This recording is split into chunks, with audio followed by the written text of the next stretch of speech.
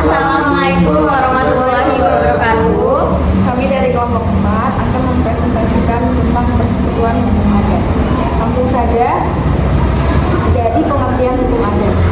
Menurut Jaren Saragi, persekutuan hukum adalah sekelompok orang-orang sebagai satu kesatuan dalam susunan yang teratur dan bersifat abadi serta memiliki pimpinan dan kekayaan baik berwujud maupun tidak berwujud. Yang selanjutnya adalah lingkungan hukum adat. Van Vollenhoven mengadakan analisa terhadap ciri-ciri khusus yang berlaku di setiap lingkungan hukum.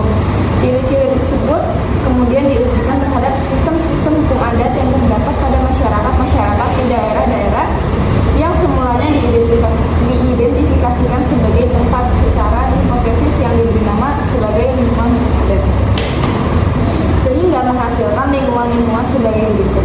Yang pertama ada Aceh, yang terdiri dari Aceh Besar, Pantai Barat Aceh, Singkel, dan Simulu. Yang kedua ada Tanah Gayo, Alas, dan Batak yang berisi Gayo Lues, Tanah Alas, dan Tanah Batak. Yang ketiga ada Tapanuli Utara, yang terdiri dari Pakpak, Karo Batak, Simalungun, Toba, Batak atau Pulau Samosir. Yang keempat ada Tapanuli Selatan, yang terdiri dari Padang Lawas, Angkola, dan Mandailing. Yang kelima ada Nias, yaitu daerah Minangkabau seperti Padang, Agam, Tanah Datar, 50 kota, daerah Lampak, Kerinci, Mentawai, atau Orang Hagai. Yang keenam Sumatera Selatan, yang terdiri dari Bengkulu, Lampung, dan Palembang. Terhadap masing-masing lingkungan hukum tersebut, Van Vollenhoven melakukan analisa deskriptif dengan sistematika yang tersusun. Yang pertama, sebagai tempat menemukan hukum adat di lingkungan hukum adat masing-masing. Yang kedua, ruang lingkup lingkungan hukum adat yang bersangkutan. Yang ketiga, bentuk-bentuk masyarakat hukum adat. Yang keempat, tentang pribadi. Dan yang terakhir, pemerintahan, peradilan, dan pengaturan.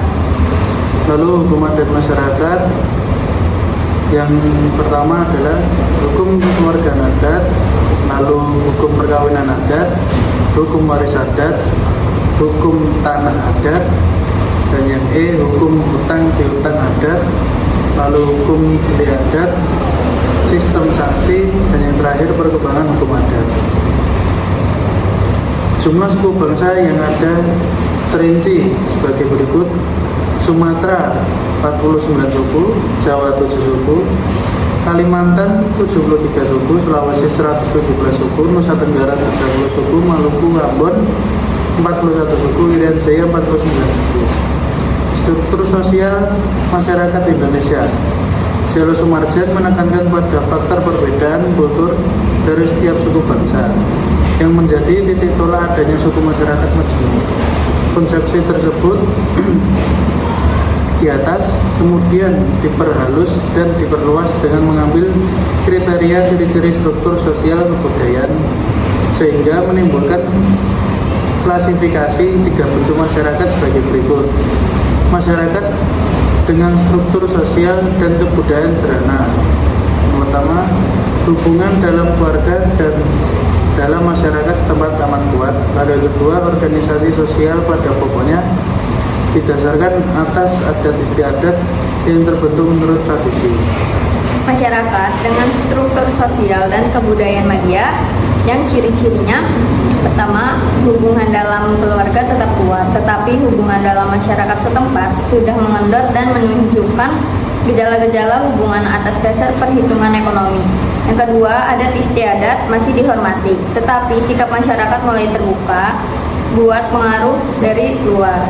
Masyarakat dengan struktur sosial dan kebudayaan pramodern atau modern yang mempunyai ciri-ciri diantaranya hubungan antara manusia didasarkan terutama atas kepentingan pribadi. Hubungan dengan masyarakat lain dilakukan secara terbuka dalam suasana saling pengaruh-mempengaruhi, kecuali dalam penjagaan rahasia penemuan baru dalam industri.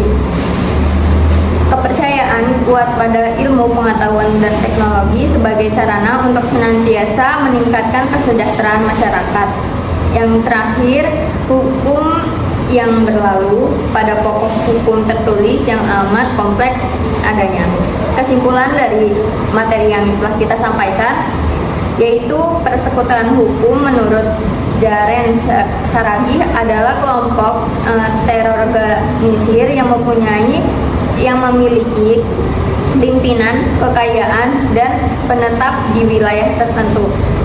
Van Vollenhoven membagi hukum adat Indonesia berdasarkan wilayah dan menganalisisnya secara sistematis, mencakup aspek kekeluargaan, perkawinan, waris, tanah, hutang piutang, dan sanksi. Somarjan mengklasifikasikan masyarakat Indonesia menjadi 3 berdasarkan struktur sosial dan budaya. Yang pertama, sederhana, hubungan keluarga kuat berbasis adat. Yang kedua, madya, hubungan masyarakat lemah mulai terbuka pada pengaruh luar. Yang ketiga, modern, hubungan berdasarkan kepentingan pribadi dengan hukum tertulis dan kompleks. Sekian dari kami. Wassalamualaikum warahmatullahi wabarakatuh.